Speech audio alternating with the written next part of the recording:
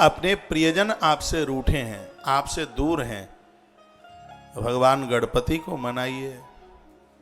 हमने तो यहां तक पढ़ लिया है कि भगवान शिव की प्राप्ति के लिए माता पार्वती ने गणपति का अनुष्ठान किया। आप कहोगे तो क्या पार्वती के विवाह से पहले के हैं गणेश? अरे गणेश तो अनादि और अनंत है। तो फिर मैया ने अपने पुत्र की ही पूजा क्यों नहीं कर ली? कौन से गणेश जी की पूजा करी? आपके घर में बेटे का जन्म हो और उसका नाम आप राम रख दे, तो ऐसा थोड़ा ही है कि अब रामनवमी आप ना मनाए। आप तो कहें हमारे तो घर में राम आ ही गया है, तो हमें रामनवमी मनाने की क्या जरूरत है? गणेश जी महादेव के यहाँ प्रकट होते हैं, उससे पहले गणेश हैं। जैसे आपके घर में बेटा जन्म लेता है, उसका नाम राम रख देते हैं, तो तुम्हारे राम से पहले वो राम है पहले से। जैसे तुम्हारे पुत्र का नाम राम होते हुए भी आप उस राम की पूजा करते हैं, उसी प्रकार से माँ भगवती जगदम्बा पार्वती अपने घर में गणेश होने से पूर्व भी अनादि गणेश की वह पूजा करती है। इसलिए इसमें कोई संशय नहीं मानना चाहिए, कोई शंकाएं ना माने। राम से भी पहले राम थे। जाहि जपत त्रिपुरार, दशरथ के घर में राम हुए, उससे पूर्व राम थे। वसुदेव जी के घर में कृष्ण हुए हैं, उससे पहले कृष्ण थे। तो प्रियाणान्त्वा प्रियपति गुम, जो ही कृपा करके तुम्हारे प्रिय लोग बने हैं और तुम्हारे ऊपर स्नेह कर रहे हैं, तुम्हें उन्होंने अपना समझ लिया है, और वही गणेश जो आपको पद्म आदि सिद्धियां और नवनिधियां दे रहे हैं। गणेश जी की कृपा से 8 सिद्धि 9 निधियां मिलती हैं। लिखा है कि निधि नान्त्वा निधपति गुम, निधि नान्त्वा, जो 8 सिद्धि और 9 निधि के मालिक हैं, स्वामी हैं। एक वर्ष आप गणेश जी की पूजा करके देख लीजिएगा, 8 सिद्धि 9 निधि दौड़ के आ जाएगी। यह वेद का मंत्र कह रहा है, निधि नान्त्वा निधि पतिगुम। आप धन के अधिपति हैं, आप संपत्ति के अधिपति हैं, आप सिद्धियों के भी तो मालिक हैं। अरे सिद्धि तो उनकी पत्नी बन के आ गई, बुद्धि उनकी पत्नी बन के आ गई। 8 सिद्धियों को आप देने वाले हैं। सिद्धियां 8 हैं। एक बार हल्के में चर्चा कर दूं, विस्तार पूर्वक मैंने पूर्व में कभी निवेदन किया है किसी कथा में। 8 सिद्धियां भगवान गणपति दे देते हैं। कौन कौन सी हैं? सबसे पहले है गरिमा, फिर है लघिमा, प्राप्ति, प्राकाम्य, ईशित्व, बसित्व। ये 8 है। भगवान गजानंद का वंदन पूजन करने से 8 चल करके आ जाती हैं। गरिमा, साधक, अणिमा, महिमा। सबसे पहले है अणिमा, उसके बाद में है महिमा, उसके बाद है गरिमा, लघिमा, प्राप्ति, प्राकाम्य, ईशित्व और वसित्व। ये 8 हैं। अणिमा, अणिमा में साधक अदृश्य होकर के बहुत कठिन से कठिन काम कर देता है, उसे अणिमा सिद्धि कहते हैं। और ये कोई जादूगरी नहीं है। जो भगवान की नित्य पूजा आराधना करते हैं, ये प्रभाव उनके पास आ ही जाता है, ये कमाल हो जाता है। भगवान की पूजा करोगे तो अणिमा का अर्थ है अदृश्य। परिवार के लोग भी आपके पास नहीं होंगे, आप दूर रह रहे हैं तो भी आप आराम से रह लेंगे, और दूर रहने पर भी आपको परिवार की याद नहीं आती है। आप परिवार खानदान के बिना रह पा रहे हैं। ये 100% सत्य है कि आपके पास में अणिमा नाम की सिद्धि आ गई है, और ये साधुओं के पास होती है। इसलिए तो परिवार खानदान के बिना रह लेते हैं। जिस माँ ने जन्म दिया है उसके बिना कौन रह लेगा? जिस पिता ने पालन किया है उसके बिना कौन रह लेगा? लेकिन महापुरुष साधना करते करते इस अणिमा सिद्धि को प्राप्त कर लेते हैं। उन्हें कुटुंब खानदान की कोई याद नहीं आती, वो आराम से रहते हैं और अच्छा जीवन जीते हैं, बढ़िया जीवन जीते हैं। कहते हैं मेरो तो इकराम दूसरो ना कोई, वो अपनी असलियत, वो संसार को नश्वर और भगवान को असलियत में समझ ले, उसको अड़िमा सिद्धि कहते हैं। और भगवान गणेश की कृपा से बहुत ज्यादा नहीं, तुम गणेश जी के ऊपर सिर्फ रोज दूर्वा चढ़ाते रहिए। उनको मैं बिल्कुल निश्चित रूप से कहना चाहूंगा, जिनकी जिंदगी से जवान बेटा दुनिया छोड़ के चला गया या पति दुनिया छोड़ के चला गया, इस कोरोना ने बहुतों को गटक लिया है। घर के घर खाली हो गए, ऐसी स्थिति हो गई। हमारे आश्रम के एक परम स्तंभ, जो आश्रम के साथ बड़ी गतिविधियों के साथ जुड़े, गोंदिया में श्री कमलेश जी अग्रवाल, 2 दिन पहले उनका इस दुनिया से जाना हो गया है। पूरा आश्रम उनके लिए बड़ा दुखी है। आश्रम के वह स्तंभ थे। मैं परमात्मा के चरणों में प्रार्थना करता हूं, ईश्वर उन्हें अपने चरणों में स्थान प्रदानित करे, उनको सदगति दे। बहुत घटनाएं ऐसे देश में घटी हैं, और ये इतनी बड़ी विपत्ति है, इतना बड़ा दुख है कि जिसको सहन करना बड़ा मुश्किल है। भगवान गजानंद की आराधना और साधना करने से जो अड़िमा नाम की जो सिद्धि है वो प्राप्त होती है, और व्यक्ति बहुत बड़े बड़े दुखों को भूल जाता है, विस्मृत हो जाता है। उसको जीवन जीने के लिए एक शक्ति मिल जाती है, उसे एक हौसला मिल जाता है। तो निधि नान्त्वा निधिपति गुम, संपूर्ण निधिपति ऐसे भगवान गणेश जो आपको सिद्धियां देते हैं। आपका ध्यान इधर हो। तो अड़िमा, आप अदृश्य रूप से, अड़िमा का अर्थ है कि आपको कोई लोग पहचान ही ना पाए। और कभी कभी ऐसा होता है, लोग गहराई में इतने तपस्वी होते हैं और संसार उन्हें पहचान नहीं पाता। वो साधारण से राम जी के काल में लोग राम जी को समझ थोड़ी ही पा रहे थे, हनुमान जी के काल में लोग हनुमान जी को नहीं समझ पा रहे थे। साधु लोग अपने आप को छिपा करके रखते हैं, महापुरुष लोग अपने आप को छिपा करके रखते हैं, वो अपने आप को ओझल ही नहीं होने देते। ओझल हो जाने देंगे तो लोग तो नोच नोच करके ले जाएंगे। अपने आप को छिपा के रखते हैं। उनके पास बहुत बड़ा अध्यात्म का वाइब्रेशन होता है, बहुत बड़ी शक्ति होती है उनके पास। वह अपने आप को बिल्कुल छिपा करके रखते हैं अदृश्य रूप से। तो इस अड़िमा शब्द का बहुत बड़ा व्याख्यान है। एक तो बहुत बड़े कष्टों में भी आप हिल ना पाए, अकेले में भी आप अपने जीवन का निर्वहन कर लें, संसार की आपको याद ना आवे, और आपके पास जो है उसे आप छिपा करके रखते हैं। दान देने की स्थिति है, उसको छिपा के रखे हैं। तपस्या की स्थिति है, उसको आप छिपा करके रखे हैं। ये सब प्रथम सिद्धि है, इसका नाम है अड़िमा। पीछे करो, बिल्कुल पीछे खड़े हो जाओ।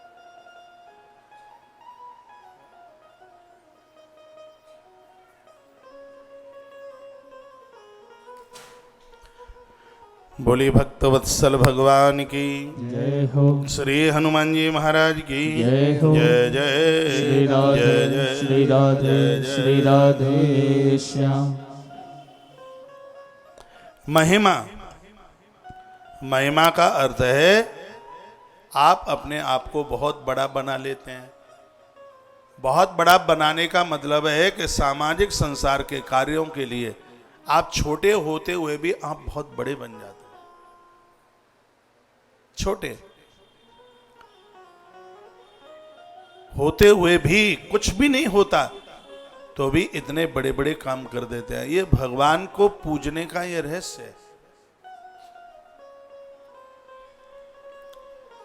ऐसे बहुत परिवार हैं, सुबह से खाकर शाम की व्यवस्था नहीं थी, लेकिन उनके बच्चे बहुत ज्यादा उत्कर्ष प्रोग्रेस किए।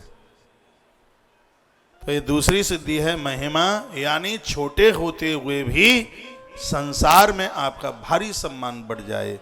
ये भगवान की पूजा करेंगे तो ईश्वर की कृपा से तो महिमा मान बढ़ ही जाता है, सम्मान बढ़ जाता है। एक बार के लिए पैसा भले ही कम हो लेकिन सम्मान चाहिए। आप ही से मैं पूछ लेता हूं, घर में 4 बहुएं हों, एक को तो सासू में हाथ पे रखती हो और दूसरे को पानी में देखती हो, उसका रहना मुश्किल हो जाएगा। भले ही 56 भोग ना मिलें लेकिन घर के लोग थोड़ा सम्मान से बात कर लें तो उसको नींद ठीक आ जाती है, बढ़िया तरह से वह जीवन जी लेती है। तो मेरी बात मान लो, भगवान को नित्य पूजो। ये रोजाना की पूजा करने से सब चीजें अपने आप आ जाती हैं। ये कोई जादूगरी नहीं है, आप ये सोचें। नित्य पूजा करोगे, आप कोई एक चीज चढ़ाना शुरू कर दें, उसी में सिद्धि मिल जाएगी। चाहे आप महादेव को तुलसी, चाहे आप शंकर जी को बेलपत्र, सालराम को तुलसी पत्र, और इधर भगवान गणपति को आप दूर्वा, आप छोड़े नहीं, कुछ समय तक आप चढ़ाते रहे। इतने से ही कार्य से आपको सिद्धि मिल जाएगी, आपकी साधना में सिद्धि चल करके आ जाएगी। भगवान गणपति ये सब चीजें बहुत सहज में दे देते हैं, हाल ही दे देते हैं। गरिमा, साधक अपने को चाहे भी जितना भारी बना ले, गरिमा, जिस समय आपका कोई अपमान करे भारी बन जाइए, हल्के नहीं, भारी। और जो हल्के लोग हैं, किसी ने गाली दी तो उन्होंने गालियां देना शुरू कर दिया, नहीं, भारी बने। और भगवान को नित्य पूजने से ये कुशलता आई जाती है। लगिमा का अर्थ है जरूरत पड़ने पर आप बिल्कुल हल्के बन जाए। हल्के बनने का मतलब है संसार में आप किसी के ऊपर बोझ बन करके न जिए, संसार में किसी के ऊपर आप वजन बन करके न जिए। प्राय लोग दूसरों के ऊपर वजन बन करके जिंदगी जीते हैं। किसी के ऊपर भार मत बनिए। तीर्थों में भी जाओ, आश्रमों में भी जाओ तो वहां बताना ना पड़े, कोई न कोई सेवा पकड़ लो, कोई न कोई सेवा पकड़ लो, भार मत बनो किसी के ऊपर।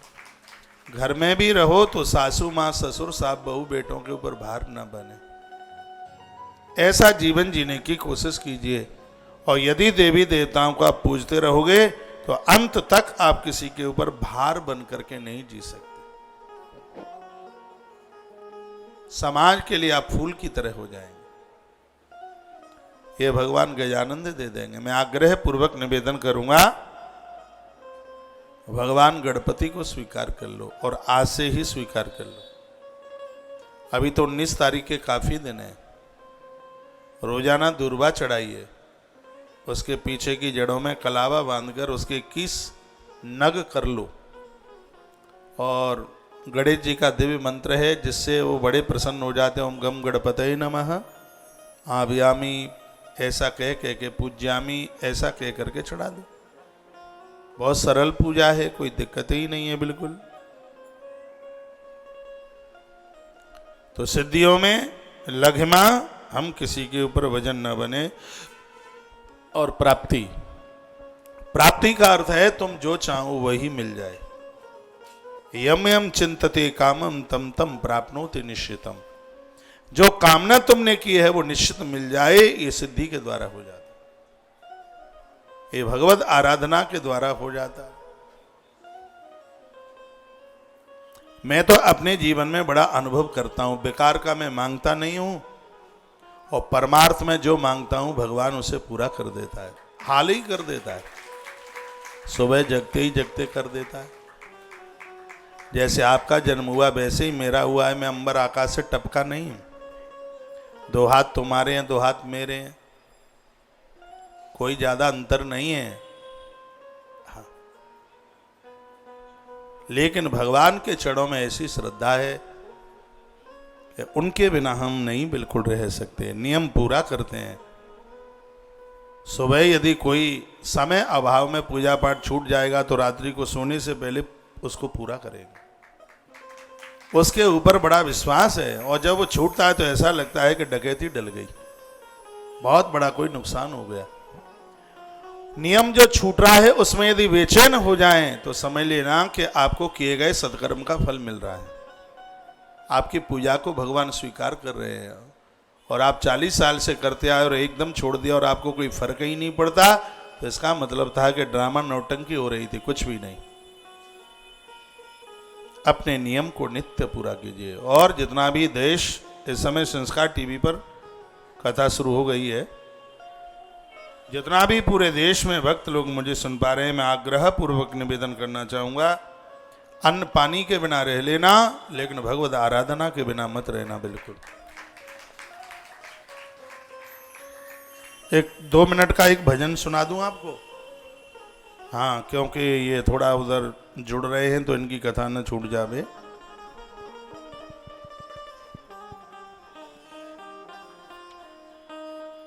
कौन सा है भाई पहला? हाँ? चलो, तर्ज है इसकी सवरिया ले चल परली पार, बनाया हुआ है हमारा, गाने में अच्छा लगेगा। स्वर दो। कल तो हमारे बंदरों ने चिनौरियां खाई हैं, देखो कल की तस्वीरें देख रहे हैं आप।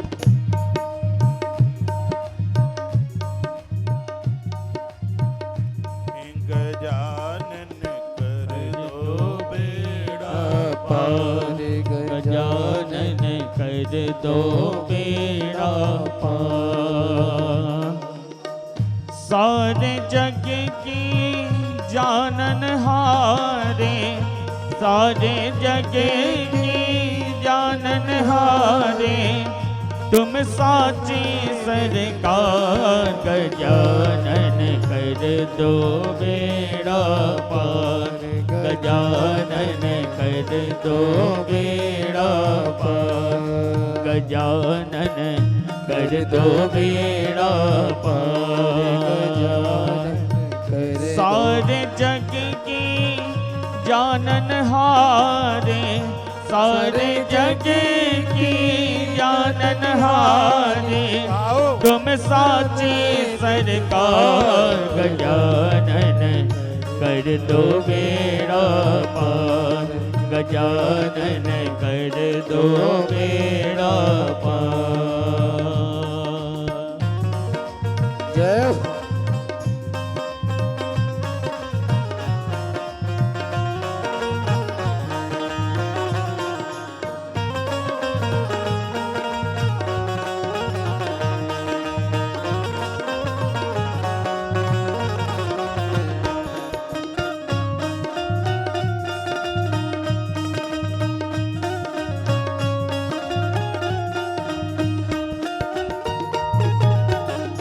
एक दंत लंबोदर स्वामी, एक दंत लंबोदर स्वामी, तुम घट घट के अंतर्यामी।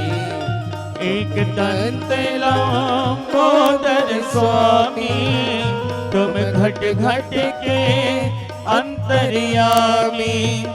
देव नहीं तुम सा कोई नामी, देव नहीं तुम सा कोई नामी। भव सागर में डूबती नैया, भव सागर में डूबती नैया, तुम ही हो सिवनहार। गजानन कर दो बेड़ा पार, गजानन कर दो बेड़ा पार। सारे जग की जानन हारे, सारे जग की जानन हारे, तुम साची सरकार। गजानन कर दो बेड़ा पार, गजानन कर दो बेड़ा पार, गजानन कर दो बेड़ा पार। जय हो।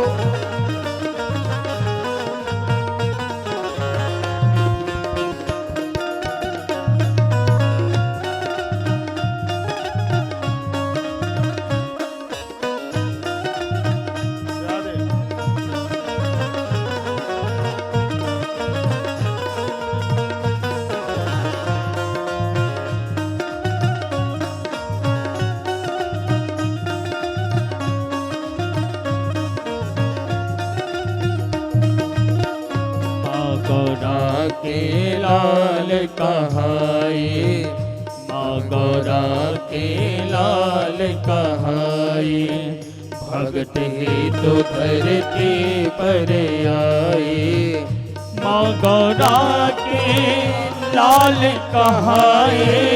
भगत हेतु धरती पर आए, अद्भुत चरित भगत मन भाए। अद्भुत चरित भगत मन भाए।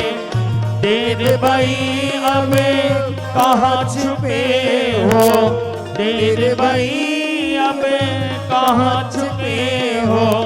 प्रकट हो करता गजानन कर दो बेड़ा पार, गजानन कर दो बेड़ा पार। सारे जग की जाननहारे, सारे जग की जाननहारे। तुम साची सरकार, गजानन कर दो बेड़ा पार, गजानन कर दो बेड़ा पार। गजानन कर दो बेड़ा पार, गजानन कर दो बेड़ा पार। हे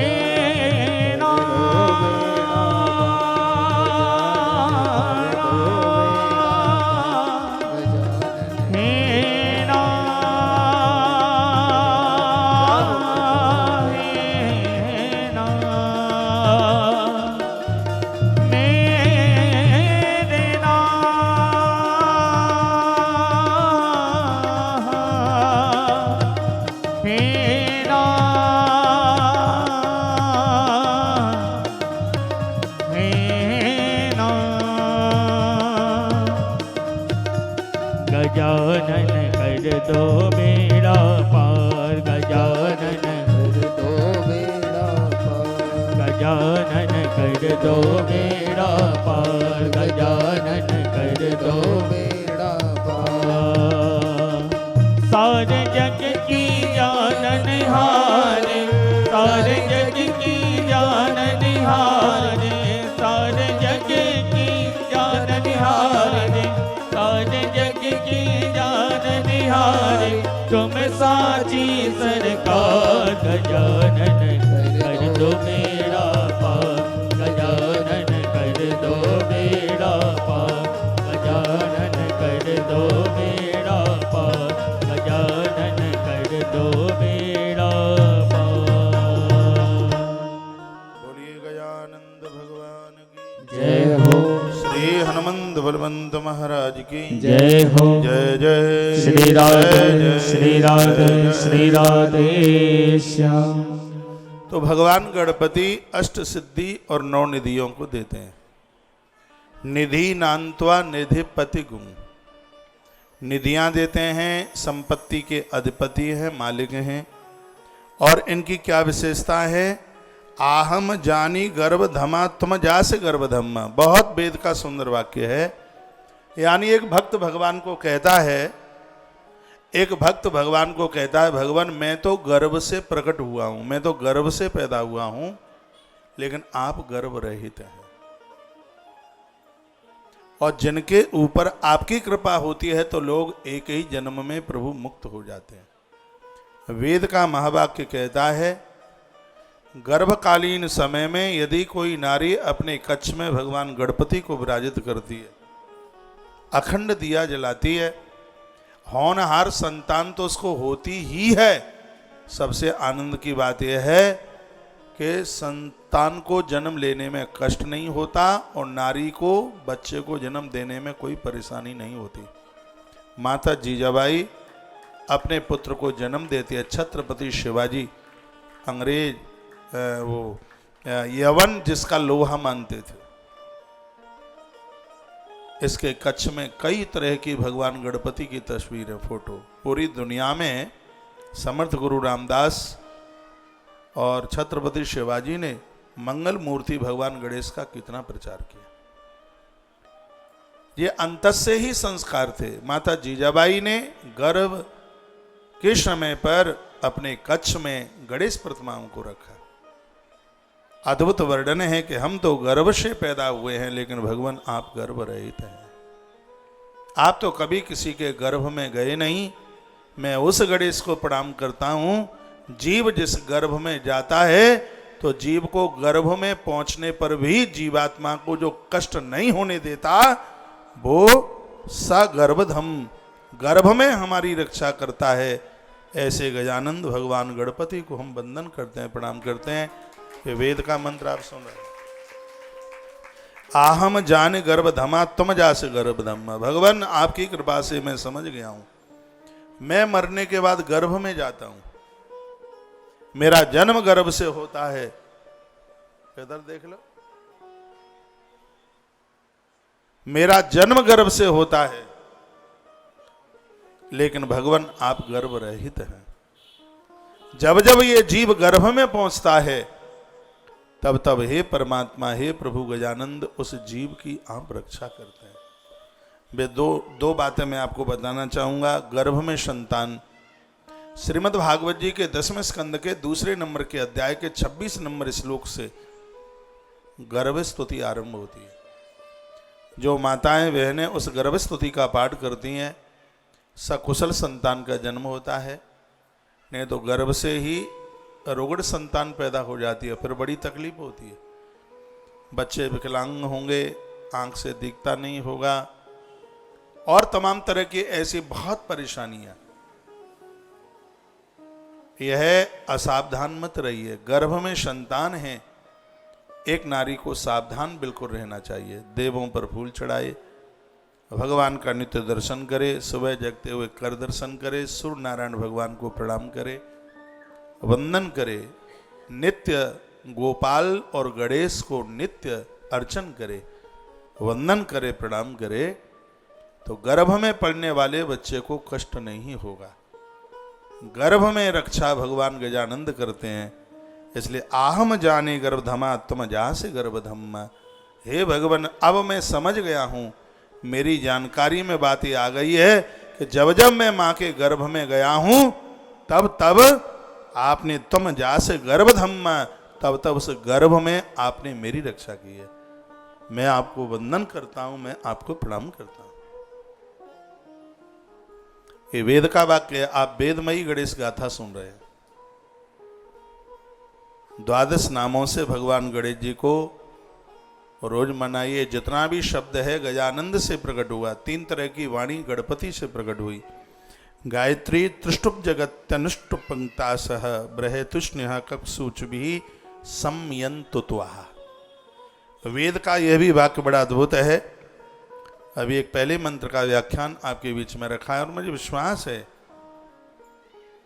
इस बात को आप अपने हृदय में जरूर उतारेंगे। वक्ता पता नहीं कहाँ कहाँ से सामग्री ला करके परोसता है।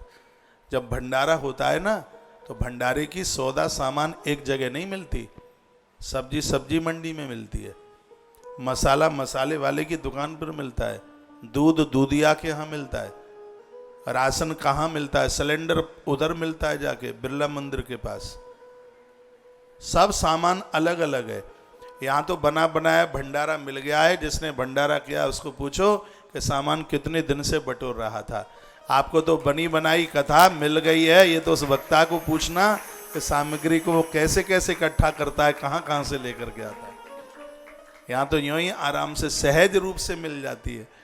ये तो उस वक्ता को पता है कि उसने कितनी पढ़ाई करी है, उसने कितना शोध किया है, उसने कितनी खोज करी है, उसने कितना ढूंढा है। ये सामान हमें तो लपक करके यूं ही मिल जाता है आराम से। ये तो उसे पता है कि सब चीजें उसने कैसे इकट्ठी की हैं, कहाँ कहाँ से उसने सब इकट्ठा किया है, और हमें तो ये सहज में मिल गया है। सहज में चीज मिल गई है, लोग उसकी वैल्यू नहीं समझते। जो सहज में मिली है उसकी वैल्यू समझिए। ये कथाएं हमें सहज में मिल गई हैं, लेकिन उस वेदव्यास को एक बार पूछना कहीं मिल जाए बद्रीनाथ के रास्ते में कि तुमने ये ग्रंथ कैसे लिखे, उनकी आंख में आंसू आ जाएंगे। वो कहेंगे मैं भूखों रहा, कभी पत्ता खाके, कभी बेर की गुठली खाकर, कभी मिल गया तो गैया मैया का दूध पी करके, और मैंने बहुत चिंतन किया, तब कहीं ये पुराण मेरे हृदय में ये आकर के उतरे, भगवान व्यास बोल देंगे। अब हमें तो सब सहज में मिल गया है। उन साधुओं को पूछिए जिन्होंने सर्च किया, अत्रि जी महाराज ने संहिता, पारस ऋषि ने संहिता, इन्होंने ऐसे ही लिख दी। कितना बड़ा तप था, कितना बड़ा त्याग था, क्योंकि तप त्याग के बिना होता नहीं है। यदि कहीं तप शब्द है तो वहां त्याग जरूर है, त्याग के बिना कभी तप नहीं होगा। तो जिन्होंने तप किया यानी उन्होंने त्याग किया है, तब ये सब चीजें सामग्रियां उन्हें मिली है। और हमें और आपको तो सहज में मिल गई हैं। हमने कहाँ मेहनत करी है? मेहनत करने वाले तो वो आदि ऋषि जन थे जिन्होंने बड़ी कृपा करके सहज रूप में हमें ये प्रदानित कर दी है। अब ये तो हम सोच लें कि हम इनकी वैल्यू समझ रहे हैं कि नहीं समझ रहे। ये कथाएं, ये ग्रंथ, ये वेद की ऋचाएं हमें मनुष्य बना देती हैं, हमें आदमी बना देती हैं। जो इनके ऊपर चले वह कभी भटक नहीं सकता। तो आज कथा के पहले दिन ये मैं आग्रह पूर्वक निवेदन कर रहा हूं, जितना भी धरती पर मुझे लोग सुन पा रहे हैं, गणेश जी के 12 नाम ऐसे याद कर लो जैसे आपको अपने रिंकू और बबली के नाम याद है। बेटा बेटी के नाम जैसे याद हैं वैसे ही है नाम याद कर लो। वह माताएं बहनें जिनके गर्भ में संतान हैं, वेद का ये मंत्र कहता है, गर्भत्थमात्मजास गर्भधम्मा, गणेश गर्भ में भक्त की रक्षा करते हैं। तभी करेंगे जब हम उनका आह्वान करेंगे, उन्हें प्रणाम करेंगे, उनका ध्यान करेंगे। तो भगवान गणेश जी को नित्य अपनाइए। सबसे पहले पूजने वाला देव है गणेश, सगरे देवता जिसका आह्वान करते हैं, जिनके लिए कहा गायत्री तृष्टुज गतनुष्टु पंक्त्यासह व्रतिष्म कुपसूच भी संयंतुत्वः। वेद वाक्य इस शब्द को लेकर के अति प्रसन्न हुआ, भारी खुश हुआ। हे परमेश्वर, संसार की जितनी गान विद्या है वो सब आपसे प्रकट हुई है, संगीत गणेश से प्रकट हुआ। भगवान गणपति से गान विद्या के रक्षक, गायत्री छंद को पैदा करने वाले, तीनों तापों को समाप्त करने वाले, जितनी छंद हैं उन सब का विस्तार करने वाले, संसार को कष्टों से दूर करने वाले, ऐसे प्रतिभाशाली जिन्होंने सुंदर अक्षरों को इस धरती पर प्रकट किया। यदि ऐसा ना होता तो लेखनी का आरंभन हुआ तो भगवान वेदव्यास गणपति का आह्वान कर रहे थे। सेठों को पूछना, जब बही पर लिखते हैं तो सबसे पहले लिखते हैं श्री गणेशाय नमः, गणेश जी सदा साई। वो कहते हैं हमारा पैसा बाजार में ना मारा जाए, इसलिए हे गणपति बप्पा रक्षा कीजिए। भगवान गणेश का नाम लेकर के तो राइटिंग भी बड़ी सुंदर हो जाती है, बड़ी बढ़िया हो जाती है। तो यह दुर्भाग्य है उन्हें स्कूलों का जो गा का अर्थ क्या पढ़ाते हैं। गा का अर्थ तो गणेश ही होना चाहिए। जो हमें गिरने से बचाए वह भगवान गणेश हैं, वह भगवान गणेश हैं। हमें गाना सिखा दें, गाना में जो बोलना सिखा दें, वह भगवान गणेश हैं। ऐसे भगवान गणेश को हम और आप सब वंदन करते हैं और उन्हीं को हम प्रणाम करते हैं। पूरा शब्द उन्हीं के द्वारा प्राप्त हुआ है, चाहे द्विपादायास, चाहे चतुष्पादायास, चाहे खटपादायास, चाहे 6 अक्षर का हो, 4 अक्षर का हो, 2 अक्षर का हो, संपूर्ण छंद सुचबी ही संयंतुत्वः, उसी के द्वारा, उस शब्द के द्वारा ये जीव पावन हो जाता है, एकदम पवित्र हो जाता है। ये सब देन भगवान प्रभु श्री गजानंद भगवान गणपति की है। हे ईश्वर, आपको हम वंदन कर रहे हैं, बार बार प्रणाम कर रहे हैं। प्रजापति संबंधी मरीचि आदि 7 बुद्धिमान ऋषियों ने, सप्त ऋषियों ने जो भी कुछ प्राप्त किया है गजानंद, वो आपकी कृपा से किया। सप्त ऋषियों में जिनका नाम आया, भगवान सहस्तोमा सह छंदस आवृतः सह प्रमा सप्त ऋषिया सप्त तेई देव्या। इतने ऋषियों में जिन सप्त ऋषियों का चुनाव हुआ, वेद वाक्य कहता है ये 7 ऋषि भगवान गणपति के परम भक्त थे। भगवान गजानंद की कृपा से सप्त ऋषि बन गए। स्पष्ट लिखा है, छंदा सूचबी संयंत्वा नीचे प्रमा ऋषिया सप्त देव्या। लोगों ने जिनको साक्षात देव रूप में देखा, ये सप्त ऋषि भगवान गजानंद भगवान गणेश के परम पुजारी हैं। तो मरीचि ने सृष्टि की रचना में आपका आह्वान किया, 7 ऋषि अति बुद्धिमान बन गए। उत्तम कर्मों तथा श्रुति प्रमाणों के साथ महात्मा अंगिरा आदि अपने पूर्वजों के द्वारा अनुष्ठित मार्ग का अनुसरण करके जिन्होंने सृष्टि की रचना के लिए एक बहुत बड़ा यज्ञ किया, भगवान उस यज्ञ में सर्वे सर्वा बुद्धि देने वाले आप थे। वेद के मंत्र बड़े प्रभावी है। यज्ञ में जो मंत्र बोला जाता है और चित्त इधर उधर नहीं भटकता, वेद वाक्य कहता है ये भगवान गणपति की कृपा है। जिनका मन चंचल है, जिनका मन स्थिर नहीं है, आज से ही आपको गुरु मंत्र में कुछ भी मिला हो, आप एकाक्षरी मंत्र का जप कीजिए, भगवान गणेश का नाम लीजिए, ओम गम गणपतये नमः, नित्य जप कीजिए। माइक खोलें भाई साहब। बोलिए भक्त वत्सल भगवान की जय हो। श्री हनुमंत बलवंत महाराज की जय हो। कितना सुंदर वर्णन किया गया है। हे भगवान, जैसे घोड़ा रथी के वश में होता है, रथी रथ हाँकने वाला घोड़े को जिधर लेकर के जाए घोड़ा उधर ही चला जाता है। हे भगवान गजानंद, आपसे हमारी प्रार्थना है, मेरे मनरूपी घोड़े को उधर ही लेकर के जाना जहाँ का रास्ता सुगम हो, जो रास्ता चलने के लायक हो।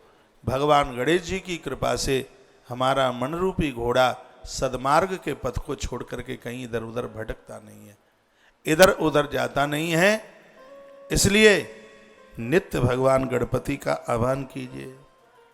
जो मन जागते हुए, देखो कितना सुंदर लिखा है, जजाग्रतो दूर मुदयित देवंत दुषुप्तस्तथैवेति दूरंगम ज्योतिखा ज्योतिरेक तन्मे मनः शिव संकल्पमस्तु। ये वेद का महावाक्य है। इसमें लिखा है यजाग्रतो दूर मुदयित देवंत। जिस समय हम जागृत होते हैं तब हमारा मन बहुत दूर चला जाता है। जिस समय व्यक्ति जागता हुआ होता है तो मन कितना दूर जाता है। आप बैठे हैं यहाँ, मन कहाँ गया होगा? किसी का मन होशंगाबाद, किसी का मन जलगाम, किसी का मन टेंटीगाम, जहाँ जहाँ से आए हैं। जब जग रहे होंगे तब मन उनका इधर उधर जा रहा होगा, लेकिन जब सो रहे होंगे तब मन अपने अंदर समाहित हो गया होगा। वेद वाक्य में कहा गया यजाग्रतो दूर मुदयित देवंत सुप्त तथैवेति। जागते समय मन दूर भाग जाता है और सोते समय मन अंदर ही समाहित हो जाता है। हे भगवान, हे परमात्मा, मैं आपसे वंदन करता हूँ, प्रणाम करता हूँ। ये मन ही अंदर की ज्योति है, ज्योतिखा ज्योति, ये मन ही अंतस की ज्योति है। मैं आपसे प्रार्थना करता हूँ, हे गजानंद भगवान, तन में मनः शिव संकल्पमस्तु। आप कृपा कर दें, मेरा मन शुभ संकल्पों में लग जाए। ये आपकी कृपा के बिना नहीं लग सकता। आप कृपा कर दें। जागने में दूर भागता है, सोने में अंदर समाहित हो जाता है। मेरा ऐसा जो मन है, जो मेरे अंतस के लिए एक ज्योत के रूप में है, तन में मनः शिव संकल्पमस्तु, मेरा मन शुभ संकल्प करे। ये आपकी कृपा के बिना नहीं हो सकता। ऐसा लग रहा है कि बात कठिन हो रही है और आपके ऊपर से उड़ रही है। मैं आपको यह निवेदन कर रहा हूं कि ये मन अंदर की ज्योत है, मन के बिना कुछ भी नहीं होता। योग वासिष्ठ रामायण में भी आपने सुना था, एक साधक कहता है भगवान गणपति को, तन्मे मनः शिव संकल्पमस्तु। ऐसा नटखट मन जो जागने पर भागता है और सोने पर अंदर समाहित हो जाता है। जजाग्रतो दूर मुदयित, जागने पर दूर भाग गया और सोने पर अंदर समाहित हो गया। और जो मेरे अंतस की ज्योति के रूप में है, हे भगवान गजानंद कृपा कीजिए, तन में मनः शिव संकल्पमस्तु, मेरा ऐसा मन कुछ अच्छा करने के लिए शुभ संकल्प करे। ये आपसे प्रार्थनाएं हैं। गणपति का नित्य भजन कीजिए, उनका आह्वान कीजिए, फिर देखो आपका मन कितने अच्छे अच्छे कामों में लगता है।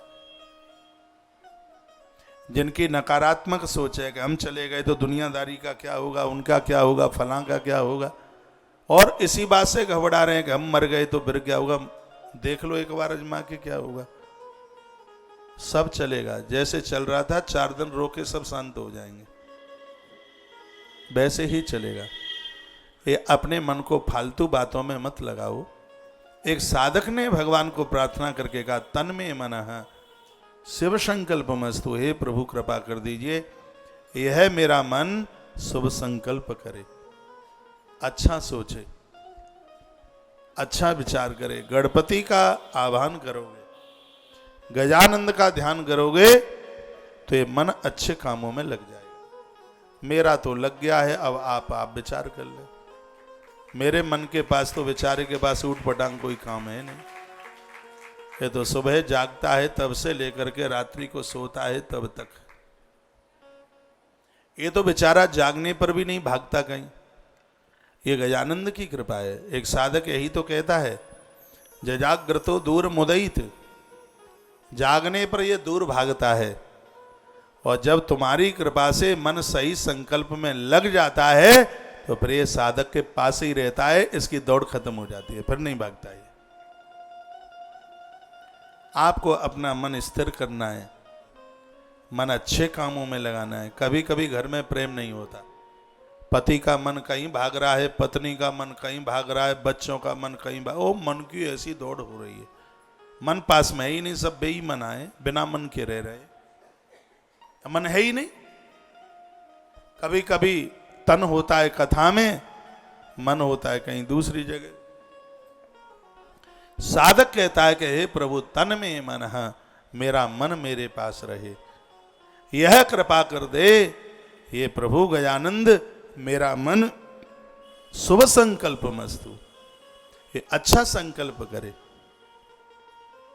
अच्छा काम करने की ताकत आप दे दें, मेरा मन स्थिर हो जाए, मेरा मन अच्छे कामों में लग जाए। ये मैं आपसे प्रार्थना करता हूं। वेद वाक्य में साधक भगवान से यही तो प्रार्थना करता है। येन कर्माण्यपसो मनी खेड़ो यज्ञे कडमंत विदथेषु धीरा यद पूर्वम यक्षमंत प्रजान अंतन में मनः शिव संकल्पमस्तु। इसमें साधक एक प्रमाण देता है, कहता है कि जिस समय यज्ञ किया जाता है उस समय मन एकाग्रचित होता है। एकाग्रचित न होता तो कुंड में आहुति जाएगी ही नहीं। हाँ, नहीं जाएगी, घी कुंड में नहीं जाएगा। उस समय मन एकाग्रचित होता है। ये न कर्मांड पशोमनी खड़े यज्ञ न कर्मंतता। जिस समय यज्ञ कर्म किया जाता है उस समय मन बड़ा स्थिर होता है। और भगवान जब मन स्थिर होता है तभी तो यज्ञ करने में आनंद आता है। मन स्थिर होता है तभी तो भगवान को नहलाने में आनंद आता है, स्नान कराने में आनंद आता है। मन स्थिर होता है प्रभु तभी तो मंदिर में भगवत दर्शन करने में बड़ा आनंद आता है।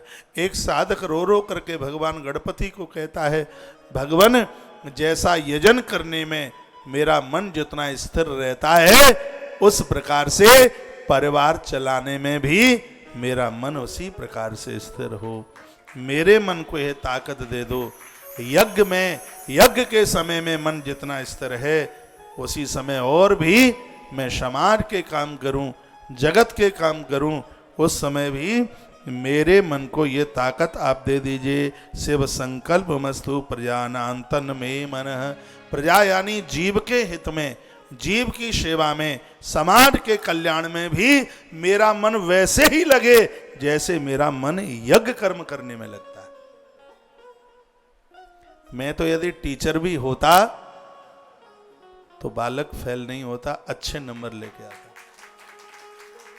जो ये मैं आपको वेद के मंत्र सुना रहा हूं, गुरुकुल में ये बच्चों को पढ़ाए जाते हैं। अब पता नहीं ये टीचर तो कैसे ऐसे ही पढ़ाते होंगे। अर्थ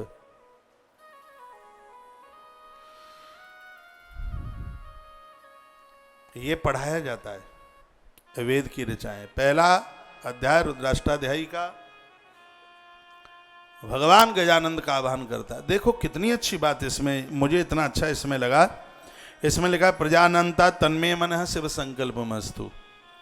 यज्ञ कर्म करने में मन को इतनी खुशी होती है, प्रसन्नता होती है, वो स्थिर हो जाता है जब तक यज्ञ चलता है, पूजा पाठ चलता है, तब मन स्थिर होता है और उसको इतना आनंद आता है, जोर जोर से बोलता है स्वाहा स्वाहा स्वाहा। पूरा ध्यान उसका अग्नि के ऊपर होता है, आहुति के ऊपर होता है। वह उस समय बड़ा मुदित होता है, प्रसन्न होता है। हे भगवान, मेरे मन को ऐसी ताकत दे दो, मेरे मन को ऐसे संकल्प के साथ जुड़ा दो, प्रजानांतः, जब मैं समाज का, प्रजा का, जीव का भी कोई कार्य करूं तो मेरा मन उतना ही उत्साहित होना चाहिए, मेरा मन जितना यज्ञ करने में उत्साहित होता है। यज्ञ में आहुति डालते समय जितना स्थिर होता है, मेरा मन उतना ही स्थिर हो। लेकिन ये तब होगा तन्मे मनः शिव संकल्पमस्तु, जब मेरा मन शुभ संकल्पों के साथ जुड़ जाए। तो यह कृपा आप कर दें, मेरे मन को शुभ संकल्प के साथ जोड़ दें। आपके चरणों में मैं बार बार वंदन प्रणाम करता हूं। एक भक्त भगवान गणपति को बार बार कह रहा है, एत प्रज्ञान मुत चेतो धृतक्षय ज्योतिरंतर मृतम प्रजाशु यस्मान ऋते किंचन कर्म क्रियते तन्मे मनः शिव संकल्पमस्तु। यह भी वेद की ऋचा बड़ी अद्भुत है। कहा गया जो मन ज्ञान रूप है, चित्त रूप है और धैर्य रूप है। गणेश जी की कृपा होगी तो अंदर से ज्ञान स्फुरित होगा। चित्त कहते हैं चेतना को, चेतना, धैर्य, ये सब अंत से प्रकट हो जाएंगे। जो अविनाशी मन प्राणियों के भीतर ज्योति रूप से विद्यमान है, और इसमें एक साधक ने कहा कि उस मन की सहायता के बिना ये जीव कोई भी कर्म नहीं कर सकता। जो निठुल्ले हो गए, डोकरी मैया को जगा देना बेटिया, जिनको काम करने में मन नहीं लगता, ये वेद कथा कहती है, भगवान गजानंद का चरित्र कहता है कि जिसको काम करने में मन नहीं लगता, जो कर्म करने में उत्साहित नहीं है, तो 100% यह समझ लीजिएगा कि वो ईश्वरीय सत्ता से अलग हो चुके हैं। उनका मन बीमार हो गया है। ये सत्संग क्या है? ये सत्संग आत्मा की खुराक है, चतुष्टय अंतःकरण की खुराक है। चतुष्टय अंतःकरण में 4 चीजें होती हैं, मन, बुद्धि, चित्त और अहंकार, ये 4 है। सत्संग करते रहोगे तो आपका मन उत्साहित बना रहेगा, मन उत्साहित होगा। साधक ने कहा कि मन प्राणियों के भीतर ज्योति रूप से विद्यमान है। मन की सहायता के बिना कोई भी कर्म नहीं किया जा सकता। भगवान वह मेरा मन कल्याणकारी संकल्प करने वाला हो, ऐसी कृपा कर दो कि यह मेरा मन कभी किसी का अकल्याण न करे, सबका कल्याण करे। यत प्रज्ञान मुत चेतो धृतक्षय ज्योतिरंतर मृतम प्रजासु यस्मान ऋते किंचन कर्म क्रियते तन्मे मनः शिव संकल्पमस्तु। एक साधक बार बार मन को ही क्यों कह रहा है? इसलिए कह रहा है कि मन के बिना ये जीव कुछ कर ही नहीं सकता। देखिए, अंदर से बेटा पापा के पास आया और बेटे ने कहा पापा खाना खा लो, भोजन कर लो। पापा ने कहा बेटा आज मन नहीं है। ऐसा ही तो बोलते हैं, ऐसा नहीं कहते कि आज जीव नहीं है, कि आज पेट की इच्छा नहीं है, ऐसा थोड़े ही बोलते हैं। आप क्या बोलते हैं? बेटा आज भोजन करने का मन नहीं है। ये जो भी कुछ कर रहा है वो सब मन कर रहा है। इसलिए साधक ने, वेद क्या कहता है? आपका मन सही है तो आप तंदुरुस्त हैं। यदि मन बीमार हो गया तो हम और आप किसी काम के नहीं हैं। ये मन को अपराधों में मत लगाओ, मन को व्यभिचार में मत लगाओ, मन को दुराचार में मत लगाओ। फिर तन में मनः शिव संकल्प मस्तु, इस मन को शुभ संकल्प में, शुभ कार्यों में लगा दो, और वह तब होगा जब गजानंद जैसा देव हमारे ऊपर कृपा कर देगा। भगवान गणपति की कृपा के बिना ये बिल्कुल भी संभव नहीं है। आप जितने भी देवी देवताओं को, जितनों को आप पूजते हैं, पूजिए, कोई मना नहीं करता, लेकिन अग्रिम स्थान भगवान गजानंद का है। भले ही कोई आपके इष्ट हो, कोई फर्क नहीं पड़ता। देवों में सबसे पहले पूजे जाते हैं वो भगवान गणेश हैं। क्यों? गणेश को पूजने से मन काबू में होता है, और मन काबू में नहीं होगा तो भले ही देवताओं को निलाते रहिए, जब मन ही वहाँ नहीं है तो उसका मिलेगा ही क्या। इसलिए यज्ञ में सबसे पहले गजानंद की आहुति डाली जाती है। जैसे ही आहुतियाँ शुरू हो जाती हैं, प्राणायाम, व्यानाय, समानाय, उसके बाद में सीधे आचार्य बोलते हैं गणानान्त्वा गणपति, यहीं से वो आरंभ करते हैं। और भगवान गजानंद के लिए वो आहुति डालते हैं। तो आर की कथा में मैं एक विशेष रूप से आपको यह निवेदन कर रहा हूं, बहुत प्रणाम के साथ में। वह बात यह है कि अपने अपने घरों में भगवान गणपति को, भगवान गजानंद को पूजिए, गणेश के बिना मत रहिए। जिस शाश्वत मन के द्वारा भूतकाल, वर्तमान और भविष्य काल की सारी वस्तुएं को जानकारी ये जीव ले लेता है, जिस मन के द्वारा होने वाला याज्ञिक कर्म जिसका विस्तार होता है, परमात्मा को आज प्रार्थना कीजिए, कहिए भगवान जो मन पहले की, आज की और कल की बात बताने में सक्षम है, ये मन आपसे जुड़ जाए, मेरे मन में शुभ संकल्प आवे, मेरा मन अच्छा काम करे, ये हम आपसे मांगना चाहते हैं। भगवान ये कृपा आप कर दीजिए। परमात्मा से प्रार्थना कीजिए। यस्मिन् ऋचः साम यजु यस्मिन् प्रतिष्ठतः तारथना वाभिवारः यस्मिन् चित्तगुं सर्वमोत प्रजानां तन्मे मनः शिव संकल्पमस्तु। जिस मन में ऋग्वेद की ऋचाएं और जिसमें सामवेद तथा यजुर्वेद के मंत्र उसी प्रकार से प्रतिष्ठित हैं। जैसे साइकिल का पहिया देखा है आपने, साइकिल के पहिए में पतली पतली ताने होती हैं, हब में जोड़ी होती हैं, जहां बीच में एक्सल डाला जाता है। जिस प्रकार से हब में वो पतली पतली ताने पहिए की जुड़ी हुई हैं, भगवान जिस मन में प्रजा का सारा ज्ञान तंतु ओतप्रोत है, वह मेरा मन सदैव कल्याणकारी हो, मेरा मन कभी किसी के लिए अशुभ न हो। जैसे साइकिल के पहिए में ताने हब से जुड़ी हैं, उसी प्रकार से मेरा एक एक विचार, मेरा एक एक कर्म अच्छे कामों से जुड़ जाए, मेरे मन को ऐसा शुभ संकल्प बनाने वाला कर दीजिएगा। साधक भगवान गणपति का आह्वान कर रहा है, गजानंद को मना रहा है, कहता है प्रभु ऐसा कर दीजिए, बता जो मनुष्यों को अपनी इच्छा के अनुसार उसी प्रकार से घुमाता है। ये मन आदमी को कैसे घुमाता है? जैसे कोई अच्छा सारथी लगाम के सहारे दौड़ने वाले घोड़ों को घुमा देता है। आपने देखा हो घुड़सवार जिधर चाहे घोड़े को उतनी घुमा देता है। और उसी प्रकार से आप ये बताएं, घोड़ा सारथी को घुमाए तो ज्यादा बढ़िया है या सारथी घोड़े को घुमाए तो ज्यादा ठीक है? यदि घोड़ा सारथी को घुमा दिया तो सारथी की कमर टूटेगी, नीचे गिरेगा। घोड़ा भागा और लगाम छूट गई उसकी, तो वो तो मार के छोड़ेगा। मेरे साथ एक बार ऐसा हुआ है, ये दतिया पड़ती है मध्य प्रदेश में, हाँ कौन सा है, एडोरा, हाँ। सो घोड़े ने भाग करके इतनी जोर से पटका, इतनी जोर से पटका कि कोमा में जाने की जरूरत पड़ी। तब से हम तो कलश यात्रा में भी घोड़े पर ही बैठना बंद कर दिया। घोड़ा बिगड़े तो घुड़सवार मरे, और क्या होगा। घोड़ा सारथी को घुमा दे तो खतरा है। सारथी के पास ये दम होनी चाहिए, वो घोड़े को घुमाए।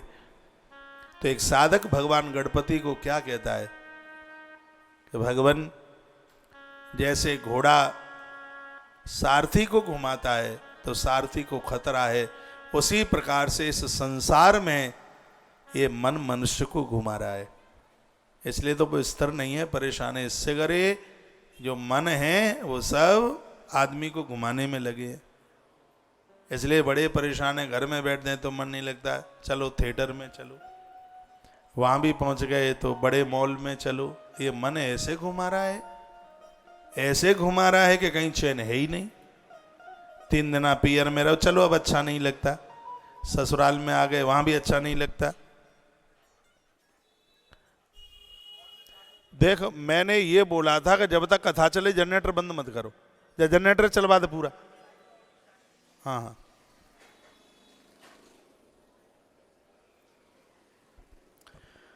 बोलिए बांके बिहारी लाल की। श्री हनुमान जी महाराज की, राधा रानी की हो। बांके बिहारी लाल की जय हो, हनुमान जी महाराज की जय हो। जय जय श्री राधे श्री राधे श्री राधे श्याम। तो मैं निवेदन कर रहा था कि मन इस आदमी को घुमा रहा है, इसलिए चैन थोड़े ही है। आज यहाँ चलो, कल वहाँ चलो, दब के भजन नहीं करते, घर में नहीं रहते। कभी मार्केट करने को चलो, कभी समोसा खाने को चलो, कभी पानी पूड़ी खाने को चलो। वो मन बेचैन, मन टिकने ही नहीं देता। तो एक साधक ने कहा, भगवान जैसे सारथी घोड़े को नचा देता है, मेरे मन को ऐसे शुभ कार्यों में लगा दो कि मैं भी मन को चाई माई करके नचा दूं। ये मन मुझे लेकर के न चले, मैं मन को लेकर के चलूं। तन में मनः शिव संकल्प मस्तु। मेरे मन को ऐसा कल्याणकारी बना दीजिए। शिव संकल्प मस्तु, शिव माने कल्याण। अरे जब वगैरह ना कर सको, पाठ पाठ कुछ नहीं हुआ जाएगा दान,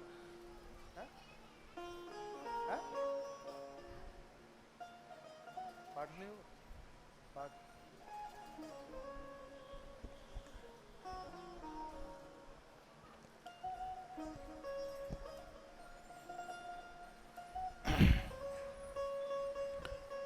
तो भगवान आपके चरणों में प्रणाम है।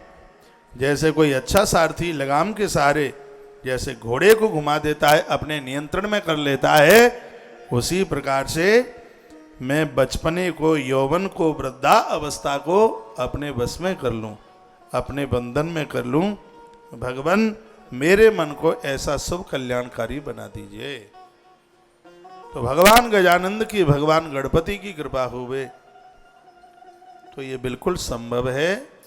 12 नाम मैं आपको भगवान गणपति के आज निवेदन कर देता हूँ, फिर मैं आगे की बड़ी अद्भुत कथा में चल रहा हूँ। पहला नाम है सुमुख, सुंदर मुंह वाले। दूसरा नाम है एक दंत, एक दांत वाले। कपिल, गजकर्ण, लंबोदर, विकट, विनायक। सुमुखशैक दंतश कपिलो गजकर्णक लंबोदरस्य विकटो विघ्ननाशो विनायक। धूम्रकेतु, भालचंद्र। गणेश जी का नाम भालचंद्र कैसे हो गया? एक महात्मा हुए थे जिनका नाम था दर्भी, इनका नाम दर्भी था। और भगवान के परम भक्त थे। एक बार क्या हुआ, भादों के शुक्ल पक्ष की चतुर्थी तिथि में चंद्रमा गणेश जी को देख करके हंस पड़ा। गणेश जी बाहर से देखने में उतने सुंदर नहीं लग रहे थे, तो बड़ी जोर से मुस्कुराया और साधु ने देख लिया इसको। ये बात आप पहली बार सुन रहे होंगे। तो महात्मा दर्भी को इतना बुरा लगा, गणेश उनके इष्ट हैं, कि ये मेरे स्वामी को देख करके और ये ऐसे हंसा, तो शीघ्र ही श्राप दे दिया कि चल मैं तुझे श्राप देता हूं कि तो ऊपर से तत्काल तो नीचे टपक जाए, नीचे गिर जाए। सो चंद्रमा जी ऊपर से लुढ़क पुढ़क हुए और फिर वह वहीं से चिल्लाया, कहा गुरुजी गलती हो गई, कैसे भी मुझे संभाल लो, गुरुजी के गलती हो गई, कैसे भी मुझे बचा लो। तब गुरुजी ने कहा, मैं तुझे नहीं बचा सकता, जिसको देख करके तू हंसा है तुझे वही बचा पाएगा। तब उस समय भगवान गणपति का आह्वान किया। उस समय गणेश जी ने गिरते हुए चंद्रमा को अपने माथे का सहारा दे दिया। गिरता हुआ चंद्रमा गणेश जी के माथे के ऊपर आकर के गिरा। तब से भगवान गणपति का नाम भालचंद्र हो गया। गणेश जी के भाल के ऊपर चंद्रमा आज भी विराजित है। गणेश जी ने ऐसा नहीं है वो खुश होकर के उठाकर जैसे माता बिंदी लगा लेती है माथे पे, सो गणेश जी ने ऐसे चंद्रमा को चिपका लिया, वो नहीं। महात्मा दर्भी ने श्राप दिया था उसे, चंद्रमा ऊपर से टपक रहा था नीचे। उस समय भगवान गणपति ने उसके कल्याण के लिए अपना सिर ऐसे ऊपर किया और चंद्रमा ऐसे माथे पर बैठ गया जैसे तुम्हारे बच्चे तुम्हारे कंधे पर बैठ जाते हैं। गिरने का डर होता है तो कह देते हो तो बेटा दोनों टांगे ऐसे आगे कर ले और हमारी खोपरिया, हमारा मूड, हमारा सिर पकड़ ले। तो चंद्रमा भी नीचे से गिरने को तैयार हो रहा था तो कस के उसने गणपति का सिर पकड़ लिया। आज भी भगवान गणपति के मस्तिष्क पर चंद्रमा विराजित है। तो भगवान गणपति का एक और नया अद्भुत नाम हो गया, बोले भालचंद्र भगवान की जय हो। वक्रतुंड महाकाय, इनका एक नाम है वक्रतुंड। वक्रतुंड का अर्थ है जिसका मुख टेढ़ा है। देखने में गणेश जी कैसे भी लगते हों, लेकिन गणेश बड़े सुंदर हैं, भारी सुंदर है। लंबोदर इनका नाम है। लंबवत उदरः अस्य सह लंबोदर। लंबोदर नाम कैसे हुआ, इसके कई व्याख्यान हैं। कार्तिकेय गणेश माता जगदम्बा पार्वती का बड़ा होने पर भी दूध पीते थे। कार्तिकेय जी दूध पी करके हटे, गणेश जी द्वारा दूध पीने को मां की छाती से लग गए और इतने में भगवान महादेव आ गए। कहा तू तो एकदम ऐसा पेटू है, पूरे दिन तू कभी लडुआ चाट ले, कभी तू अमरूद खा ले और हरदम मैया की छाती से दूध पीने के लिए तू चिपटाई रहता है, ए लंबे पेट वाले। तो हिंदी में तो कह देते हैं उसको लंबे पेट वाला और संस्कृत में उसको बोल देते हैं लंबोदर। लंबवत उदर अस्य सह लंबोदर। ये भगवान शंकर जी ने गणेश जी का नाम लंबोदर रखा। महात्मा मुदगल इसका दूसरा अर्थ निकालते। मुदगल पुराण सुन चुके हैं ना पहले। भगवान गजानंद के परम भक्त हैं मुदगल, वह लंबोदर का अर्थ निकालते हैं। वो कहते हैं भैया लंबोदर का अर्थ मुझे तो ये लगता है, गर्भ में संतान हो, 7वां 8वां महीना चल रहा हो तो एक नारी का उदर बाहर निकल के आ जाता है। संपूर्ण ब्रह्मांड भगवान गणपति के पेट में विराजित हैं, इसलिए गणेश जी का उदर बाहर निकल के आ गया, इसलिए भगवान गणेश लंबोदर है। कहीं जाइएगा मत। अभी आपके बीच में मैं आपके बीच में वह कथा रख रहा हूं जिसमें हर चतुर्थी की महिमा का वर्णन है, और इस कथा को आपने सुन लिया तो आप गणेश चौथ के बिना रह ही नहीं सकते। एक वर्ष में 24 चतुर्थी करने की कितनी बड़ी महिमा है। जो लोग 12 महीने में 24 चतुर्थी नहीं कर सकते, उनके लिए भी एक महीने का अद्भुत अनुष्ठान बताया है। वह एक महीने में पूरे वर्ष का गणेश पूजन का सौभाग्य प्राप्त कर सकते हैं। वह आप पहली बार सुनेंगे, इसलिए आप कहीं जाइएगा नहीं। कथा से बिल्कुल चिपके रहिए। बस छूट जाए तो छूट जाने देना, रेल छूटे तो छूट जाने देना, कोई चौड़े में नहीं बैठे हो। आटे में कुछ घाटा नहीं है, घी के भी हैं दर्शन, और रहने को जगह थोड़ी है, चद्दर बिछा करके पड़े रहो चाहे बरसन, कोई दिक्कत की बात नहीं है। आटे में कोई घाटा नहीं है, घी के भी हैं दर्शन, और रहने को जगह थोड़ी कम पड़ रही है, टाट बिछा करके पड़े रहो चाहे बरसन, कोई चिंता की बात नहीं। कथा सुन लो, बड़ी मलूक कथा है भगवान गणेश की।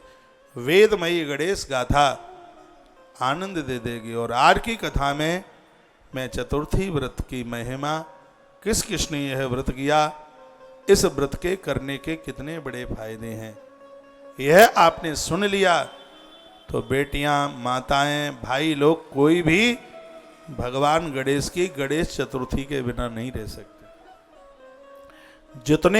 जितने भी धरती पर व्रत बताए हैं उसके ऊपर सर्वोच्च तत्काल सिद्धि देने वाला यदि कोई व्रत है तो वो गणेश चतुर्थी है।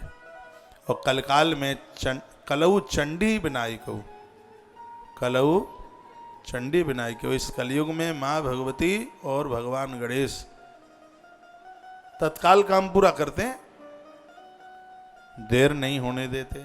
बड़े बड़भाग्य भाग्यशाली वह लोग जिनका आज से अनुष्ठान तुलसी वन आश्रम के माध्यम से इस कथा में वेदी पूजा और गणेश जी के महाअभिषेक का जिन्हें सौभाग्य प्राप्त हो रहा है। यह भगवान गणपति की अद्भुत कथा, उनकी कृपा भी। तो जैसे जैसे दिन आगे बढ़ेंगे तो आप कहेंगे महाराज आनंद आ गया है, इससे ज़्यादा आनंद जीवन में क्या हो सकता है। जैसे जैसे दिन बढ़ेंगे उस आनंद का आप अनुभव करेंगे। एक छोटी सी सूचना मैं आपको दे दूं,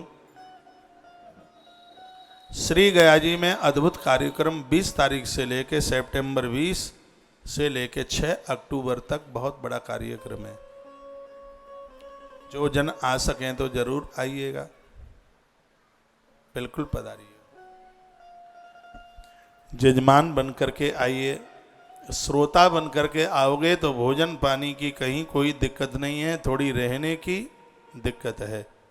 तो उसमें आप अपने कमरों की व्यवस्था करते हुए भी आप वहाँ रह करके कथा सुन सकते हैं। और आप कमरों की व्यवस्था नहीं कर पाओगे तो वहाँ कमरों और हॉल का जो भी कोई चार्ज लगेगा तो हल्का सा आपसे सहयोग लेकर के हम आपकी व्यवस्था कर देंगे। बस आप हमें बता दीजिएगा, आपसे कोई एक्स्ट्रा नहीं लिया जाएगा।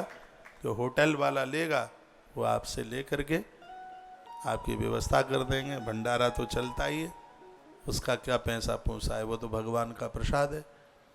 और मैं तो यह निवेदन करना चाहूँगा, जो पूर्वजों को पितरों को मानते हैं, पुरखों को मानते हैं। एक अम्मा बोलती है कि महाराज जी तो क्या ये श्राद्ध हर साल कराने पड़ते हैं। मैंने कहा अम्मा तुम एक ही बार जीमती हो कि पूरी साल साल भर जीमती रहती हो। इसलिए तो ये सब दिक्कतें परेशानियां आ रही हैं। जिन पूर्वजों ने सब कुछ दिया और आज मानव ने उन पुरखों को भुला दिया है। पुरखे पूर्वज यदि रूठेंगे तो परिवार में बिल्कुल दिक्कतें हो जाएंगी, परेशानी हो जाएगी। इसलिए तर्पण अर्पण समर्पण इसको मत छोड़िए। तुम श्राद्ध कर्म नहीं करोगे तो तुम्हारी बहुएं कैसे सीखेंगी, उन्हें कैसे पता चलेगा। आपको पता है कि सासू माँ की तिथि कल है तो कल कढ़ाई चढ़ाई है। ये नहीं कि हम तो अमावस्या को कर लेंगे। अमावस्या को तो भूले विसरों का होता है, जिनके बारे में पता ही नहीं है उनके लिए होता है अमावस्या को। अकाल मृत्यु के द्वारा जिनकी मृत्यु हुई है, चतुर्दशी को उनको महाश्राद्ध होता है। घर छोड़ करके बाबा बैरागी बन गए, आए नहीं लौट के, उनको एकादशी को उनके लिए महाश्राद्ध होता है। और भी ऐसी कई तिथियां हैं, उसमें भी मैं और निवेदन करूंगा। जहां पति दुनिया पहले छोड़ करके चला जाता है, भले ही उसकी तिथि के बारे में पता है उस दिन करें, लेकिन एक तिथि और है, उसका श्राद्ध उस नारी को उस तिथि में भी करना चाहिए। ऐसा भी